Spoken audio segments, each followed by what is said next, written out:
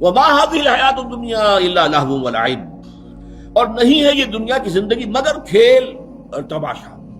لہو ولعب، لعب کہتے ہیں کھیل کو، بچوں کے لیے کھیل ہے. لہو کہتے ہیں وہ شے جس کے اندر کوئی نفسانی خواہش بھی ہو جائے.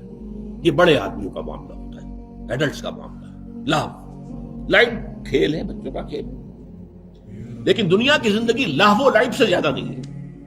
وما الحیات الدنیا الا لہو ولعب وان الدار الاخرۃ لہی الحیوان، اصل میں تو زندگی ہے آخرت کی زندگی. لو کانوا یعلمون، کاش کہ انہیں معلوم ہوتا.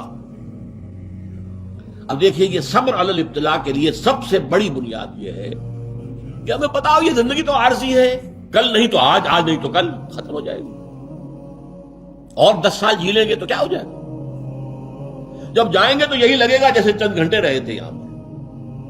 آج بھی آپ سوچئے، میں 72 برس کی عمر میں بچپن کی بات ایسے یاد آتی جیسے کل کی بات تھی. ایسے ہی قیامت کے دن اللہ تعالیٰ کہتا ہے کہ ان لوگوں کو ایسے محسوس ہوگا دنیا میں چند گھنٹے رہے تھے.